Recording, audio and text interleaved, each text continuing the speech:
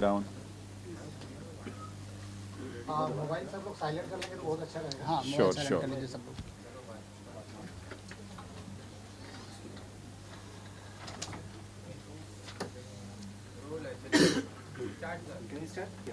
Yes, yes. Good afternoon to everyone. First of all, thank you so much for making yourself available for this press note press conference. Thank you so much. Um, Today we have gathered here to announce our one of the flagship entrance exam college, ANTHE. So before I would come on that, first quickly I would like to take a minute to brief about our institute, and then I'll come on ANTHE launch. The heading of today's meeting is ANTHE launch. So we, Akash Education Services Limited, is 38 years old institute, has started in 1988 at Delhi. Today we have more than 400 branches across India. The state where we are sitting right now, Maharashtra, we have more than 38 branches. The city, Mumbai, where we are sitting right now, we have 17 branches. Where we are sitting right now is Ghatkopar, one of the branch out of our 17 branches of Mumbai city. ANTHE stand for Akash National Talent Hunt Examination. Akash National Talent Hunt Examination is the entrance exam which we conduct year on year from past 16 years. This year is the 17th edition of ANTHE. This ANTHE exam has started in 2010 with the objective of keeping in mind to hunt the best students of our country and to ensure the financial assistance and scholarship to all the deserving student, so that they should come with the flying colors, they should come with the top best results in NEET, in JEE. These are the entrance examinations to get into government MBBS colleges as well as to IITs and IITs respectively. As of now, in last 16 years, around 1 crore students have registered for these ANTHE examinations. More than 80 lakh students have already written these ANTHE examinations over the period of last 16 years. Last year, around 18 lakhs, 18 lakh students have registered for these examinations, and almost 13 to 14 lakh students have written these entrance examinations across all states of India, across all the branches of Akash. As I mentioned, we had more than 400 branches across India. Now you can assume the kind of scale what we have. I hope all of you must be knowing that entrance examination like NEET, like JEE, if you'll see JEE, total number of examination takers are around 13 to 14 lakhs in India. That kind of school what Akash is maintaining in the ANTHE. So except any government conducted examination, ANTHE is the only scholarship examinations which is conducted on such a large scale pan-India wise, as the statistical numbers I already shared with all of you. The exam is going to be conducted in two modes, offline and online.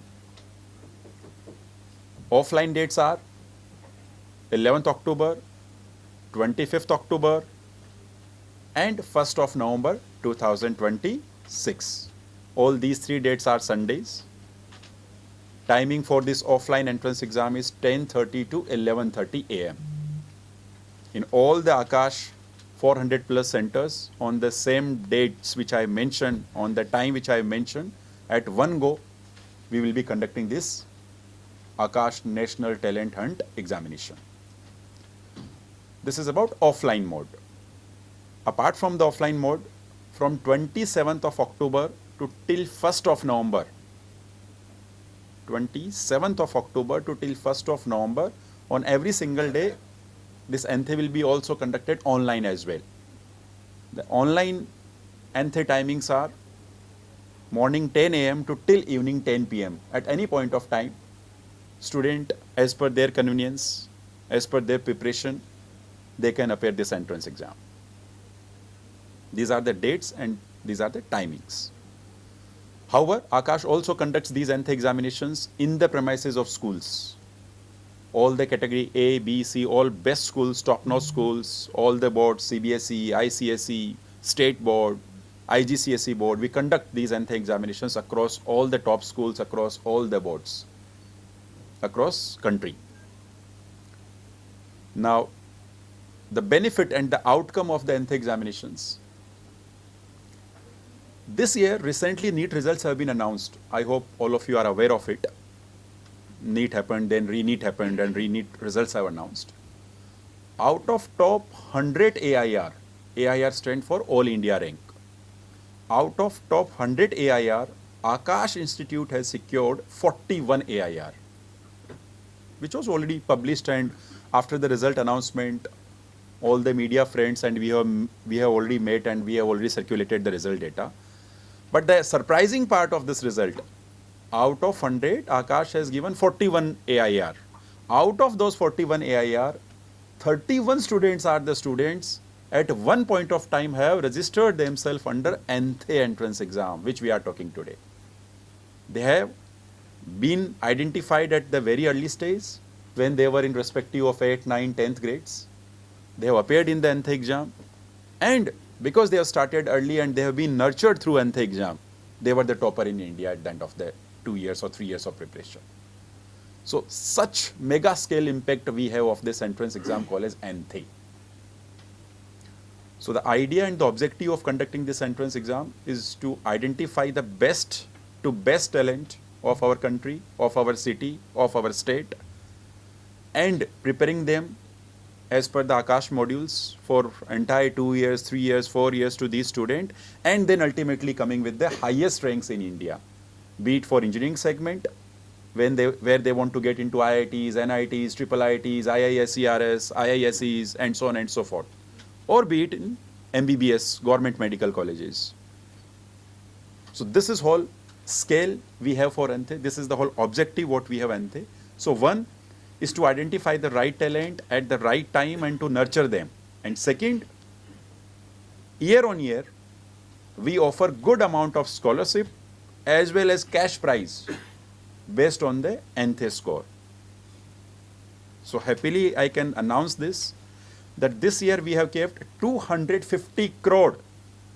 Please highlight this point, 250 crore amount of scholarship and 2.5 crore cash prize based on their marks, based on their scholarship, what they are going to earn through this NTHE exam. Just to quickly brief about paper pattern and all of NTHE, it is going to be 1 hour exam, as I already mentioned the timings and dates. It will be purely objective MCQ based exam, which has 40 questions, irrespective of be it 6th, 7th, 8th or 9th, 10th, 11th. It will have 40 questions. And majority of the questions and pattern will be the MCQ objective based, because ultimately if they have to fight any entrance exam in the future is going to be the MCQ based. After the entrance exam, after the NTHE is conducted, as I mentioned the dates, results will be soon announced after the Diwali vacations, soon after Diwali. So 11th of the November is the date when we will announce the result for grade 10th student, and then followed by other grades in upcoming weeks. This NTHE exam is preliminary conducted for grade 5th to grade 12th student, irrespective whether they want to get into in any stream after 10th, maybe in future.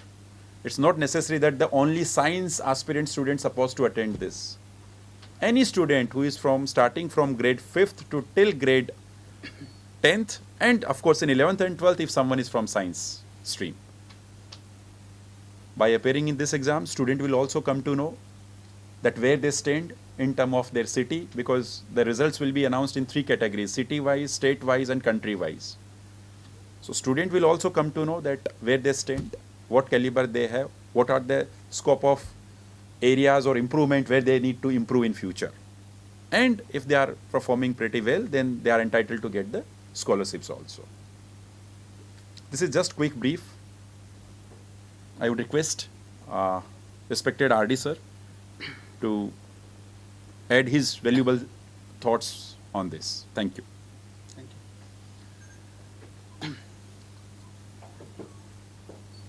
आहे गेल्या 16 वर्षापासून आकाश हे अंत्य conduct करतो आहे आणि जसं आकडे आपण बघितले तर आत्तापर्यंत जे आहे 1 करोड मुलांनी जे आहे रजिस्टर केले, ज्यापैकी 80 लाख मुलांनी ही परीक्षा घेतलेली आहे.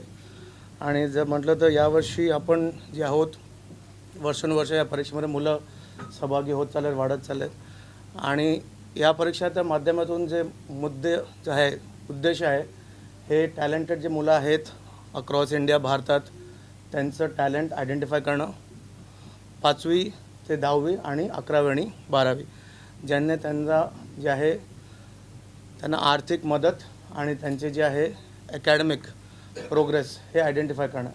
कारण की खूपसे असे मुलं आहेत गावाखेड्यात, शहरात, प्रदेशात ज्यांना हे माध्यम भेटत नाही, पण ह्या माध्यमातून ह्या परीक्षेद्वारे त्यांना जे आहे हा प्लॅटफॉर्म, कारण की आपल्या सगळ्याच परीक्षा ज्या भारतात होत आहे कॉम्पिटेटिव्ह एक्झाम त्यांच्या जर आपण म्हटलं तर त्याच्यात हे खूप महत्त्वाचं आहे की त्यांना मुलांना त्यांना जे आहे कसं परीक्षा देणं, कसं अभ्यास करणं, कशा त्यांचे नेगेटिव्ह मार्किंग्स आहेत, काय आहे हे सगळं समजून घेणं खूप गरजेचं आहे.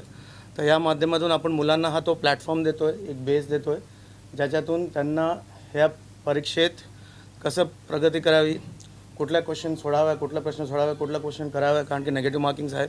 तर या सगळ्या माध्यमातून त्यांना कळतं. परत म्हटलं जर शालेय परीक्षा जर आपण म्हटलं शालेय परीक्षेत नेगेटिव्ह मार्किंग नसते, पण इकडे आपण नेगेटिव्ह मार्किंग कसं असं काय कुठलं प्रश्न सोडवायचं हे त्यांना हे आपण आयडेंटिफाय करायला म्हणजे शिकवतो. तर म्हटलं तर आकाशचे आत्तापर्यंत जे आहे 400+ ब्रांचेस आहेत, ज्याच्यामध्ये आत्तापर्यंत 4 लाख मुलं शिकत आहेत. 8वी 9वी 10वी शालेय परीक्षेत, ऑलिम्पियाड्स, नीट आणि JEE. जर एक उदाहरण जर घेतलं तर यावर्षी 2026 नीटमध्ये जे टॉप 100 मुलं जे क्वालिफाय झाले, 41 मुलं क्वालिफाय झाले आकाशमध्ये, ज्यातून 31 मुलांनी या माध्यमातून या अंत्याच्या माध्यमातून एंट्री घेतली आकाशमध्ये, शिकले आणि दे स्कोर टॉप 100. तसंही JEEमध्ये जे आहे टॉप 11 मुलं JEE ॲडव्हान्स जे 11 मुलं होते त्यापैकी 7 मुलांनी अशी की जे ह्याच्यातून माध्यमातून ह्याचा फायदा घेतला. तसं जर आपण म्हटलं ओलंपियाड्स 8वी 9वी 10वीच्या मुलांना ओलंपियाड्स बसावं लागतं, ज्यामध्ये NSC आहेच, NSC JEE आहे, होमी बाबाची परीक्षा आहे. या सगळ्या माध्यमात परीक्षेचे जे आहे अभ्यासक्रम एकच आहे पण परीक्षेचे लेवल वेगवेगळे आहेत.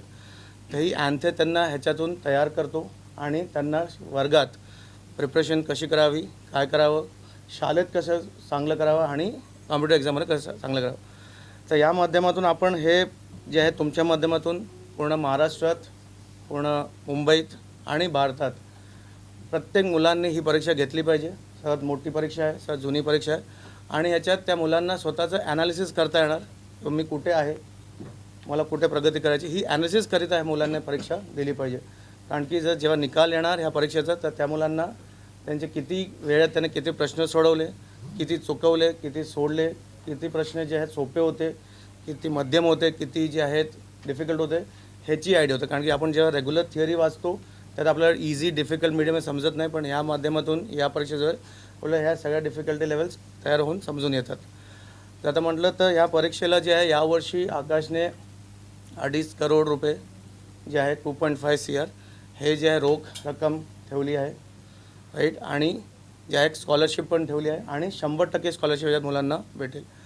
फक्त मुलांना जे आहे रजिस्टर करायचं आहे आणि जे आहे परीक्षेचे 2 माध्यम आहेत, एक ऑफलाईन माध्यम आहे आणि एक ऑनलाईन माध्यम आहे. ऑफलाईन माध्यम हे 11, 25 ऑक्टोबर आणि 1 नोव्हेंबर सकाळी 10 ते 11 आणि जर ऑनलाईन म्हटलं तर जे आहे सकाळी 10 ते रात्री 10 वाजेपर्यंत स्वतःच्या घरी बसून मोबाईल माध्यमातून, लॅपटॉपच्या माध्यमातून किंवा टॅबच्या माध्यमातून मुलं देऊ शकतात. स्वतःच्या जे आहे कम्फर्टेबल झोनप्रमाणे बसून देऊ शकतात आणि त्याचा निकालप्रमाणे त्यांना मुलांना आपण त्यांचे स्कॉलरशिप्स आणि त्यांच्या जे परीक्षेचे उत्तीर्ण रिझल्ट आला तो त्यांना कळू.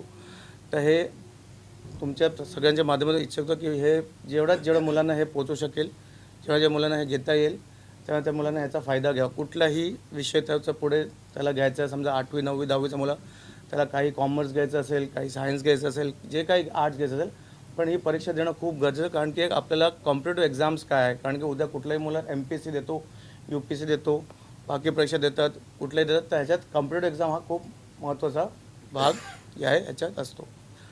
तर ह्याचं जे आहे मी कन्क्लूड करतो.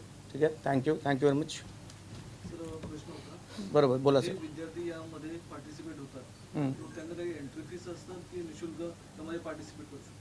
सर एंट्री फीज ह्याच्यात जी आहे आता परीक्षेची आपण जर म्हटलं तर 31 ऑगस्टपर्यंत जी आहे त्याची 100 रुपये आहे आणि त्यानंतर जी आहे 200 रुपये फीज आहे, त्याची एंट्री फीज आहे. आणि जे विद्यार्थी उत्तीर्ण होतात त्यांना आपण अप्रिशिएट करतो आणि जे विद्यार्थी सहभागी होतात परंतु उत्तीर्ण होत नाही तर त्यांना हां. सर्टिफिकेट किंवा हो. काही तर या परीक्षेचा आपण जो 200 रुपयेचा म्हटलं ह्याच्यात आपण मुलांना जसं रजिस्टर केलं त्यांना आपण फ्लॅश कार्ड्स देतो. कुठल्याही 8वीचा असो 9वी ज्याप्रमाणे त्यांनी रजिस्टर केलं 8वीचं, तर त्यांना आपण त्यांच्या सायन्स मॅथ्सचं फ्लॅश कार्ड देतो, ज्याकडून त्याला ह्या कॉम्पिटेटिव्ह एक्झामची पण तयारी करता येते आणि शाळेची पण तयारी करता येते. हे त्याला निशुल्क भेटतं. परत त्याला पार्टिसिपेशन सर्टिफिकेट भेटतं. त्यानं या परीक्षेत पार्टिसिपेट केलं त्याचं सर्टिफिकेट भेटतं. त्याला पूर्ण त्याचं ॲनालिसिस, प्रत्येक पेपरच्या प्रश्नाचं त्याचं ॲनालिसिस त्याला पूर्ण सर्टिफिकेट तयार होऊन भेटतं आणि त्याची पुढे काय त्याची पोटेन्शियल काय आहे, म्हणजे how is doing well in competitive exam, त्याची काय पोटेन्शियल, पुढे तो काय करू शकतो, त्याने कुठल्या त्याच्या वीक एरिया आहेत, कुठचे कमी आहेत, ते त्याला त्या सर्टिफिकेटमधून आणि पूर्ण जो 10 पेजचा त्याचा पूर्ण ॲनालिसिस आहे हे त्याला आपण देतो. आणि प्रति विद्यार्थी स्कॉलरशिप किती मिळते त्यांना? देखिए, आपका जो सवाल था कि फ़ीस क्या लगेगी, पहले वहाँ से शुरू करते हैं. टोटल फ़ीस 200 रुपये टेस्ट की है. 31 अगस्त तक सिर्फ 100 रुपये लिया जाएगा. बट जैसे ही आप रजिस्टर करेंगे आपको एक सैम्पल पेपर मिलेगा कि हमारे एग्ज़ाम का पैटर्न क्या रहेगा, कैसे पेपर आप प्रैक्टिस कर सकते हैं. और पेपर आप प्रैक्टिस करना चाहते हैं तो 4 पेपर और ले सकते हैं, सिर्फ 50 रुपये की कॉस्ट पे 4 पेपर और अगर आप लेना चाहें तो. कंपलसरी कुछ नहीं है. हमारा आकाश के ऐप के थ्रू हम आपको तैयारी भी कराएंगे एंथे की, कि ये पेपर है, ये वीडियो देखो, क्वेश्चंस देखो, प्रैक्टिस करो, वो सब हम देंगे, वो आपको सपोर्ट मिलेगा. इसके अलावा जो फ्लैश कार्ड्स हैं, फ्लैश कार्ड होता है हर चैप्टर का बेसिक कॉन्सेप्ट के हिसाब से बना होता है. तो 7वीं से लेकर 10वीं क्लास के सब बच्चों को फ्लैश कार्ड दिया जाएगा जो फ्री ऑफ कॉस्ट होगा. फ्री ऑफ कॉस्ट में आपने जो रजिस्ट्रेशन किया उस फीस में इंक्लूड है वो. तो इनडायरेक्टली जो आपने पैसा लगाया उसकी तैयारी भी करा दी हमने आपको, जिससे आप अच्छा कर पाएँ. अब आपका अगला सवाल उठता है कि हम स्कॉलरशिप जो बच्चे क्वालिफाई नहीं कर पाए तो क्या. ये टेस्ट क्वालिफाई डिस्क्वालिफिकेशन का नहीं है. ये सिर्फ टेस्ट इसका है कि आपको स्कॉलरशिप कितनी मिलेगी आपके परफॉर्मेंस के बेसिस पे. तो क्वालिफाइड सारे ही हैं, ओनली स्कॉलरशिप के लिए आप टेस्ट ले रहे हो. एंथे स्कॉलरशिप एग्जाम बेसिकली है.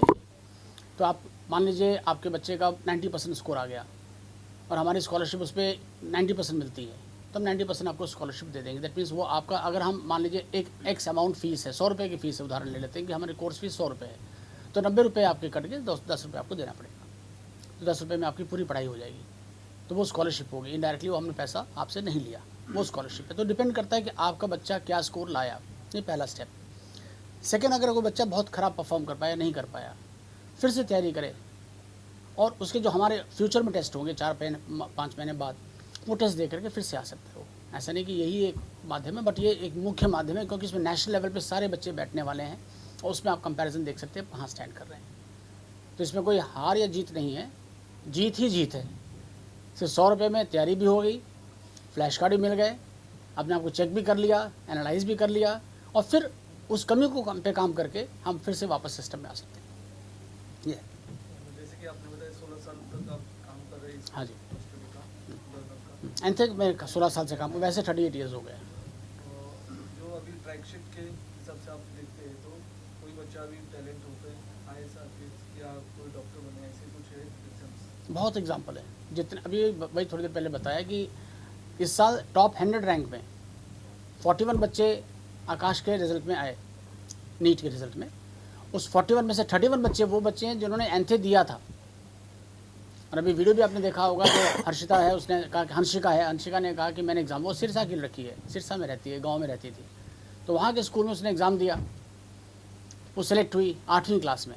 8वीं क्लास फिर 8वीं से लेकर 12वीं तक पढ़ी और इस समय मेडिकल कॉलेज क्वालिफाई कर दिया. उसके 66 रैंक है ऑल इंडिया और वो मौलाना आज़ाद मेडिकल कॉलेज में पढ़ेगी. और हो सकता है एम्स मिल जाए, अगर कोई 4-5 सीटें कोई अपने एडजस्ट हो जाए तो एम्स मिल सकता है उसको दिल्ली का. तो 8th क्लास से पिकअप हुई. ऐसे जब इतने लाख बच्चे एग्ज़ाम देते हैं तो बच्चे जो सेलेक्ट होते हैं उनका टैलेंट दिख जाता है कि बच्चे ने 9वीं क्लास में इस जगह वो 10,000 रैंक पे है। तो रैंक 10,000 होना मतलब ये नहीं कि वो बहुत वीक है, नहीं, क्योंकि 10,000 रैंक हमारा ऑल इंडिया हो सकता है, स्टेट रैंक में हो सकता है 550 हो, तो 550 में आ गया वो बच्चा। अब उस बच्चे को मेहनत करके धीरे धीरे इंप्रूव करके वो 550 से 100 में भी आ सकता है। और सीटें सिर्फ 100 नहीं है, महाराष्ट्र में देखें तो इतनी सीटें मेडिकल कॉलेज इतने सारे हैं। हम गवर्नमेंट मेडिकल कॉलेज की बात करें, प्राइवेट की बात नहीं कर रहे इसमें। तो आराम से बच्चा कर सकता है अगर वो करना चाहे, बस रिक्वायरमेंट है फोकस की। सहूलियत आकाश देने जा रहा है, आपको स्टडी पैकेज मिलेगा, पढ़ाई भी मिलेगी, बेस्ट ऑफ टीचर्स भी मिलेंगे, एनवायरनमेंट भी मिलेगा, पढ़ने का कंपटीशन मिलेगा पूरे इंडिया में इतने, उसको आपको पता चल जाए आप कहाँ स्टैंड कर रहे हैं।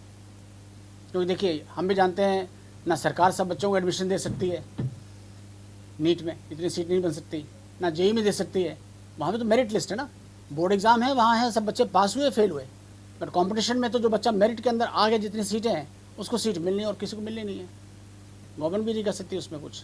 तो हम पूरा सपोर्ट करेंगे उन बच्चों का जो बच्चे कुछ पाना चाहते हैं और उनमें कुछ कमी है, तो उसकी स्कॉलरशिप प्रोवाइड करके उसको सपोर्ट करते हैं। और सिर्फ स्कॉलरशिप एनथे के थ्रू नहीं दे रहे हम लोग, इसके अलावा आर्मी वालों को भी दे रहे हैं, सीआरपीएफ को भी दे रहे हैं और आसाम राइफल्स को भी दे रहे हैं। तो सब लोगों को हम, इन लोगों को भी स्कॉलरशिप दे रहे हैं, उनके बच्चों के, क्योंकि डिफेंस में बच्चे हैं तो उनके डिफेंस बच्चों पे अलग से स्कॉलरशिप है। तो फौजी भाइयों को भी दे रहे हैं, पुलिस वालों को भी दे रहे हैं, टीचर्स को भी दे रहे हैं, जो टीचर्स स्कूल में पढ़ाते हैं उनके बच्चों को स्कॉलरशिप देनी वहाँ भी मिलती है। तो कई जगह हम लोग स्कॉलरशिप बांटते हैं जिससे कि बच्चे पढ़ पाएँ, अपने सपने को पूरा कर पाएँ। Total how many student get the scholarship? Total में आप स्कॉलरशिप सबको देते हो? हाँ, नहीं स्कॉलरशिप सबको नहीं देते, हम ये नहीं बोल रहे, हम स्कॉलरशिप देते हैं एनथे के थ्रू जो बात कर रहे हैं आप, हम सिर्फ एनथे की बात करें। वैसे स्कॉलरशिप सबको मिल जाती है, लगभग कम से कम 30% के आसपास मिलती है, अधिकतर 100% तक मिलती है। हर बच्चे को स्कॉलरशिप थोड़ी बहुत मिल ही जाती है। मैं 100 में से हो सकता है 30 रुपये किसी को मिले, किसी को 50 रुपये मिले, किसी को 100 रुपये मिल सकती है, डिपेंड करता है वो कैसा परफॉर्म करता है एग्जाम में, बट स्कॉलरशिप हर बच्चे को मिलती है। हाँ, फुल फीस दे के कोई बच्चा नहीं पढ़ता, हम भी नहीं चाहते कोई बच्चा फुल फीस से पढ़े, हम चाहते हैं सेलेक्ट हो, देश का नाम रोशन करे, माँ बाप का नाम रोशन करे, हमें भी खुशी मिलती है, टीचर को सब खुशी बच्चे के सिलेक्शन में मिलती है, बच्चा जब सेलेक्ट हो उसमें हम ज़्यादा खुश होते हैं, ये रहता है। और बताएं। हाँ, एक लास्टली पूछना चाहूँगा सर, पिछले 2-3 सालों में किस तरह से ये एग्ज़ाम को लेकर छात्रों में रुचि बढ़ी है और कुछ आंकड़े अगर आप उस बारे में बता सकते हैं पिछले कुछ साल में, 2-3 साल की? नहीं, छात्रों की रुचि सर स्टार्टिंग से ही है, हाँ उसमें कोई कमी नहीं है। अब रुचि हमें ज़्यादा इसलिए दिख रही होगी, शायद आप नीट के रेफरेंस से बात कर रहे हो तो इसलिए ज़्यादा दिख रही, क्योंकि पहले इस समय आप जेई की रेफरेंस से बात करें, जेई में हम महाराष्ट्र सेट का एग्ज़ाम अलग होता है, कर्नाटका सेट अलग होता है, एम सेट अलग होता है, हर स्टेट का अपना अपना इंजीनियरिंग एंट्रेंस एग्जामिनेशन है, प्लस हमारे जेई का मेन से एडवांस लेवल भी एग्ज़ाम अलग है।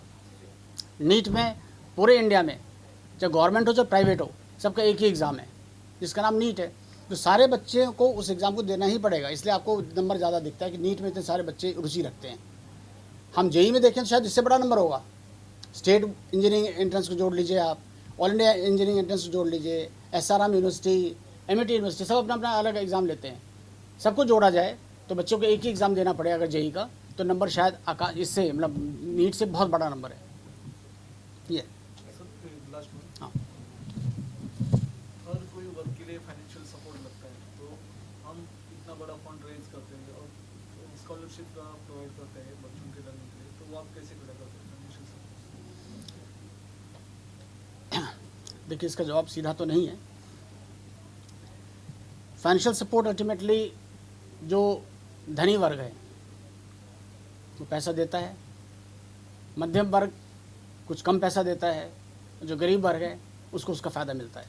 ये हमारा इंडिया का इंफ्रास्ट्रक्चर कॉन्सेप्ट यही है। अगर मैं किसी से पैसा ले रहा हूँ तो किसी भी उसी पैसे का पार्ट खर्च कर रहा हूँ, क्योंकि ये सरकारी संस्थान नहीं है। इस पूरे प्रेमिसेस का जहाँ भी हम लोग बैठे हैं कॉमर्शियल कॉस्ट है, ठीक। अब हम लोग प्लेटफॉर्म बात करें इसलिए मैं बात नहीं कर सकता उस चीज़ को। सरकार की तरफ से GST लगती है, तो अगर पॉसिबल है सरकार से मेरी रिक्वेस्ट रहेगी पर्सनल लेवल पे, आकाश के लेवल पे बात नहीं कर रहा इस समय, लाइन में ध्यान दीजिएगा कि GST को या तो ख़त्म कर दिया जाए या 5% कम से कम कर दिया जाए, क्योंकि 18% GST कोचिंग पर लगती है। सरकार ने बहुत बड़ा कदम ऑनलाइन के लिए उठाया, बहुत अच्छा काम किया, एक रिक्वेस्ट है, जब हम लोग कई सालों से उठाते आ रहे हैं बीच बीच में, कि अगर जीएसटी को हम 5% पे ले आएँ, मतलब ठीक है जीएसटी आप लेना चाहें ज़रूर लें, क्योंकि वो भी उसी पेरेंट के, गरीब से हो चाहे अमीर के पॉकेट से निकलती है, वो सरकार वही जाती है। तो 18% जीएसटी इस समय है। तो अगर मैं 100 रुपये लेता हूँ आपसे पढ़ाने के, तो 18 रुपये और आपको देने पड़ते हैं, वो आपको ज़्यादा पिंच करेंगे, 118 रुपये हो जाती कॉस्ट। और ये अगर हम फीस की रेफरेंस में बात करें, समझ जाते हैं फीस क्या होगी। स्कूल में जीएसटी नहीं है, कोचिंग में जीएसटी है, तो वो कोचिंग में 18% जीएसटी है, तो वो एक पैसा बच सके तो अच्छा रहेगा। तो मतलब सीधी बात है कि है, एक से पैसा निकलता है, उसी को मैनेज करना होता है, उसी में हम गरीब को पढ़ा देते हैं, मध्यम वर्ग को पढ़ा देते हैं, सबको पढ़ाते हैं उसी में। तो उसी में मैनेज करके हमें सबकी खर्चे भी पूरे करने होते हैं और लॉस भी नहीं करना होता। एटलीस्ट जीरो पे तो पहुँचें, प्रॉफिट ना भी कमाएं, कंपनी ये नहीं सोचती प्रॉफिट कमाएं, कंपनी सोचती है कम से कम जीरो पे पहुँचे, लॉस ना हो, ये रहता है। Sir, what is the total scholarship corpus and cash reward budget allocate for ANTHE this year? आप बोल It's दीजिए। 2.5 crore. Cash reward is 2.5 crore and the scholarship reward is 250 crore as we mentioned. How this will be distinguished? Cash prize will be purely based on the AIR, All India rank. So in ANTHE also, as I mentioned, as sir has also highlighted, we will be giving three kind of the ranks. One, Pan India rank, second is state rank, and third is the city rank. So based on the All India rank, students are entitled to win the cash prize, and based on the state rank and city rank, they are entitled to earn the scholarship amount. Scholarship can be given in the fees. Example, if my fees is 100 rupees, if your child performed exceptionally well, if he or she is earning 80% of the scholarship, then out of 100 rupees, he or she has to pay only 20 rupees. So that is the scholarship amount. And cash prize will be only to the toppers of the India based on the AIR All India. So are there special fee concession for quota provision for girl students, rural parents, or you can say underprivileged, economic backward?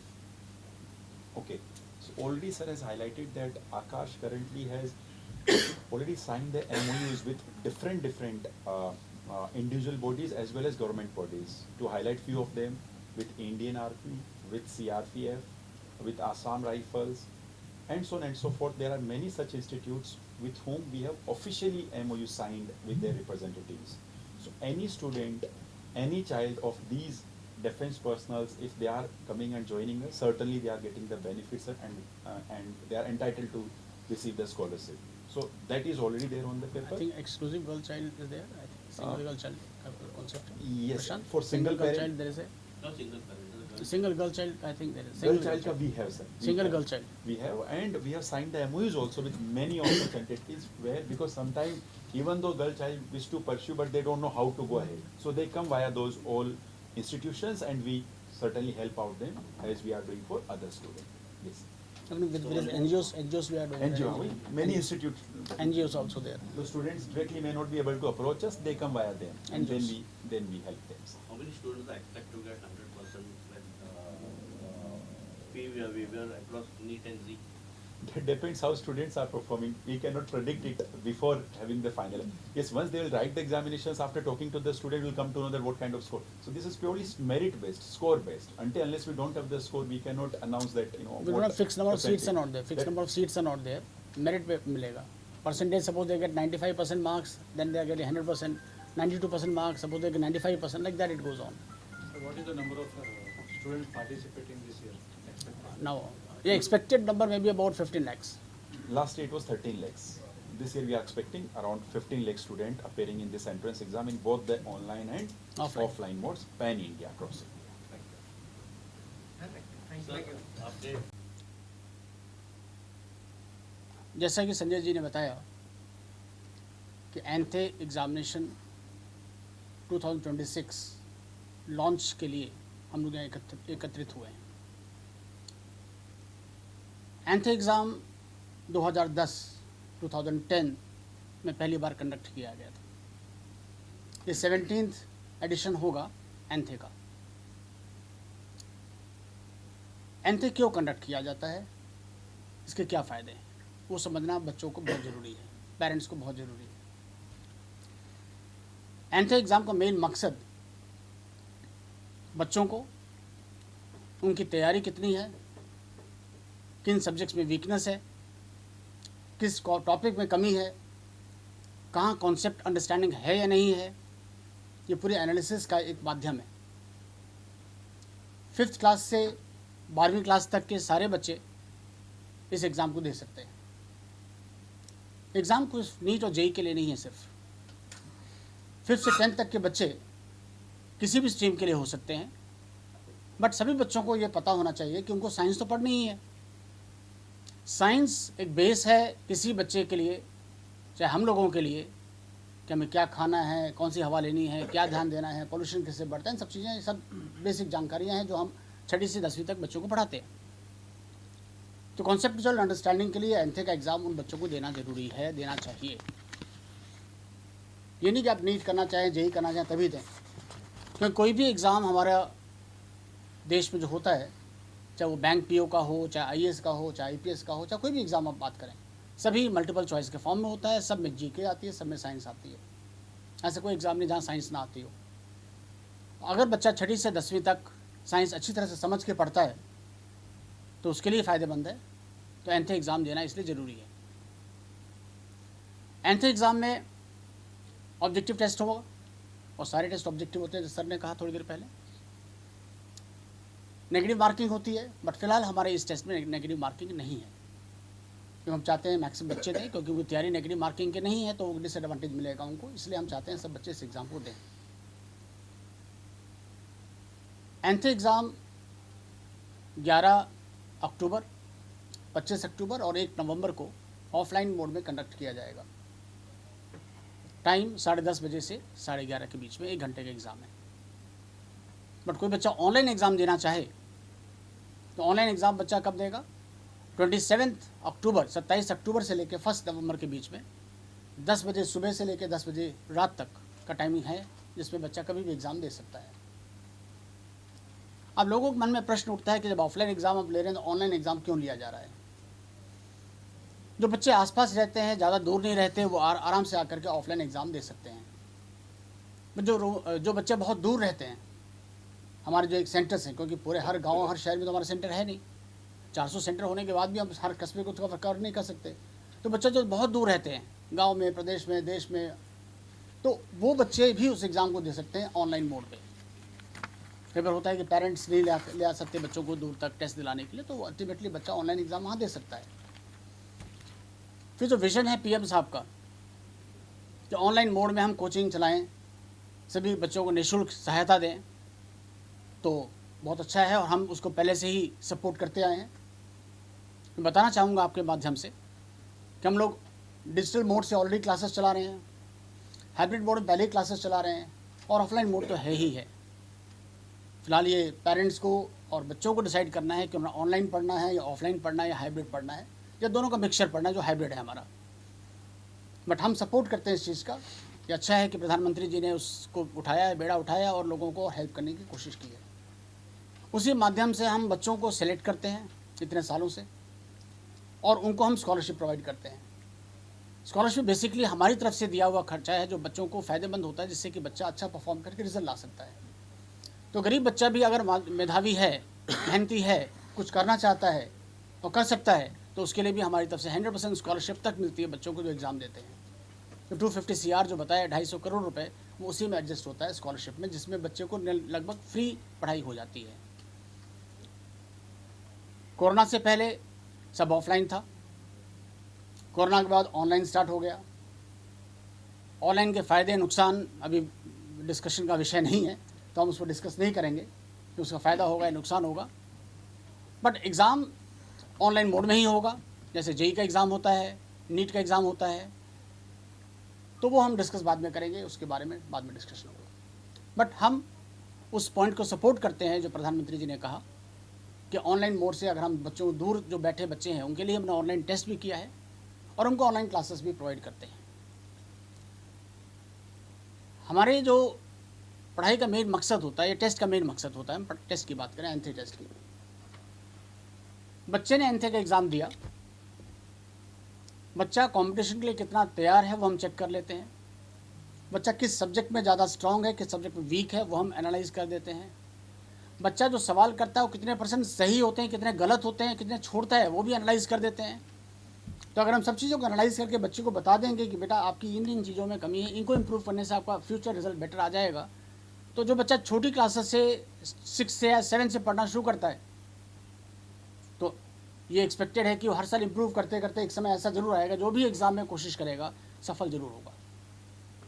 तो जो सफलता चाहता है उसको इस exam को देना चाहिए। देने से अपने आप को एनालाइज करने के लिए बोला जा रहा है। क्लास ज्वाइन करता है नहीं करता वो बात की बातें हैं, बट पहले अपने आप को चेक करें नेशनल लेवल पे कहाँ स्टैंड कर रहा है, स्टेट लेवल पे कहाँ स्टैंड कर रहा है। क्योंकि किसी भी एग्ज़ाम में नीट और जेईई की अगर मैं स्पेसिफिकली बात करूँ तो ऑल इंडिया रैंक अलग आती है, स्टेट रैंक अलग आती है। अधिकतर स्टेट्स में क्या है 85% कोटा स्टेट के बच्चों का होता है। जैसे महाराष्ट्र में जितने मेडिकल कॉलेजेस हैं, जो बच्चे महाराष्ट्र के हैं और जो इस महाराष्ट्र में 85% मेरिट लिस्ट में आते हैं उन सब बच्चों को महाराष्ट्र में सीट मिल जाएगी। ऑल इंडिया का सिर्फ 15% कोटा होता है इन महाराष्ट्र के मेडिकल कॉलेजेस में, क्योंकि ऑल इंडिया कोटा से आता है तो 15% कोटा के अंदर ही आएगा, वो हमारे महाराष्ट्र की सीट नहीं ले सकता। तो महाराष्ट्र में महाराष्ट्र के जन्म में पैदा हुए बच्चे और जो यहाँ पढ़ाई कर रहे हैं जिनका डोमिसाइल यहाँ का है उसके 85% कोटा। इसलिए हम भी एंथे में state rank, city rank and all India rank देने की बात कर रहे हैं, जिससे बच्चा अपने स्टेट में अपने सिटी में देख सके वो कहाँ स्टैंड कर रहा है। ठीक है, तो मैं इन ब्रीफ यही बताना चाह रहा हूँ और चीज़ें बहुत सारी आपके सवाल होंगे जवाब देंगे। मैं चाहूँगा कि कुलदीप जी मराठी भाषा में आपको संबोधित करें और साथ में अमिता मैम है वो भी थोड़ी